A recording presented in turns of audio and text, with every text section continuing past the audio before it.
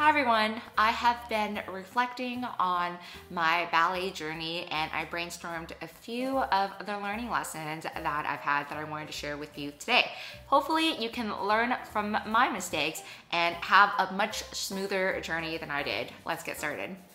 My first and probably biggest mistake when learning ballet was rushing to get onto point. Because I started ballet late, I felt this intense rush to catch up to girls my age. I wanted to go on point as fast as I possibly could. I didn't care too much about the slow technique stuff that my ballet teachers were emphasizing at that time. If I didn't rush my ballet training at the beginning, I probably could have saved myself so many injuries and so many frustrations. To be honest, all of that rushing was not really worth it because the injuries ended up slowing me down much more than if I just would have taken my time to learn everything properly. Now I don't really feel this big need to dance on point anymore. I still do it and I still think it's really fun, but I have just as much fun when I am dancing in flat shoes. The next mistake that I made was not participating in performances. I felt like the stage was meant for these amazing dancers to showcase their talents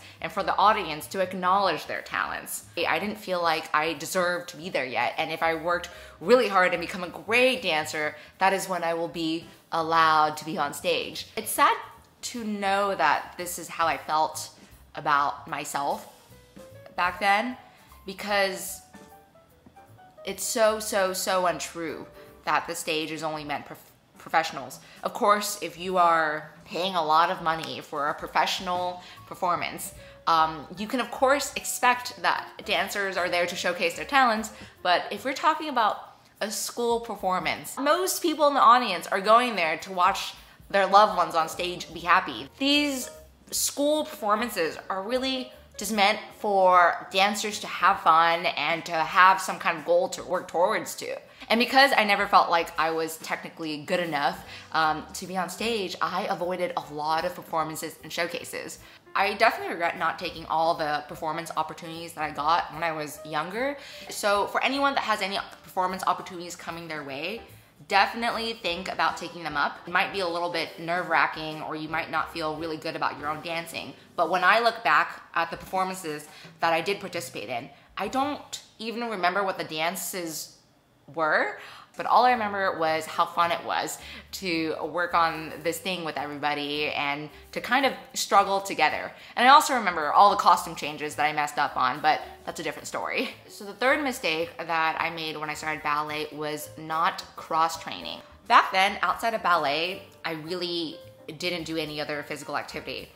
In my mind, if you want to get better at ballet, then just do more ballet classes. And that is only half true. My technique started improving dramatically when I started taking weightlifting classes. Weightlifting helped me to build up my core muscles and I was able to balance so much better and execute turns in a much cleaner way.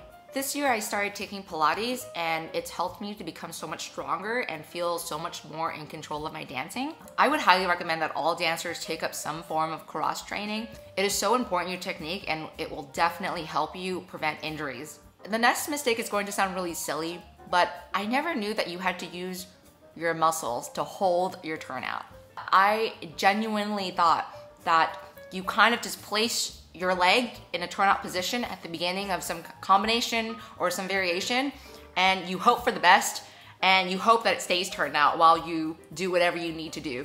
I didn't know that you can actively hold it and actively rotate your legs using muscles. When I actively started engaging the correct muscles to help me turn out my legs, that is when I stopped feeling pain in my knees and my ankles. When you are not using your muscles for turnout, your joints start paying for it. The next mistake I made was not realizing how big of a part your genetics play in dancing. I really thought that if I worked hard enough, I would have perfect turnout, I would have a crazy hyperextension, amazing high extensions, and if I didn't have those things, it just meant I wasn't working hard enough. The reality is, hard work is not enough, and you actually need to win the genetic lottery to look a certain way for ballet.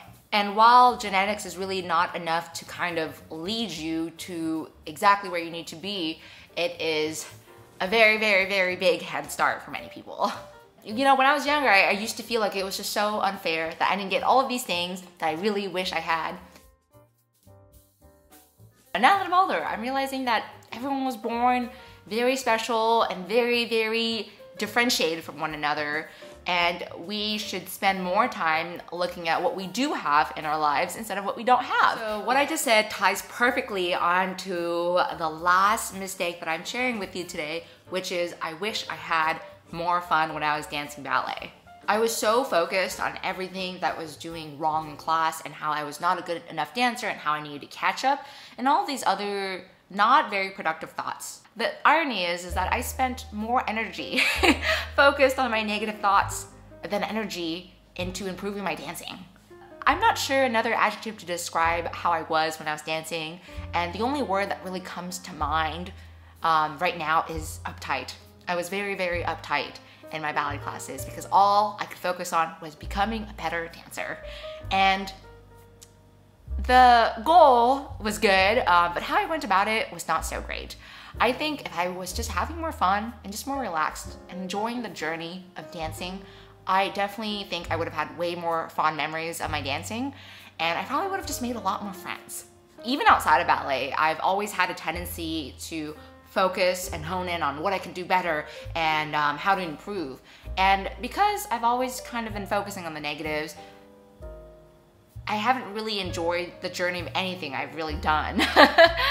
And a personal example that I can share with you is that I got a full ride into UC Berkeley, which means that I got tuition, books, housing, everything was paid for me. And I even got a living stipend. When I was in college, instead of thinking about how lucky and fortunate I was to have received this amazing scholarship that will impact my life in a major way, I instead was focused on, why am I not a good enough dancer? Why can't I just be a great dancer? And I was so darn bitter about it. I definitely think that I would have had such a better time in ballet class and just going through life in general if I just started focusing on the positive aspects of my journey instead of comparing it to other people's journeys. There's a lot of things that can get you down in your ballet journey, but I hope that you will not forget that it is supposed to be a fun journey and it is supposed to be an enjoyable journey. I apologize if this was a little bit ranty today. I don't know why. I guess I need to just get it out of my system today. Maybe because I haven't talked to you all in so long. Anyways, thank you so much for being here with me today. I will see you all another time. Bye everyone.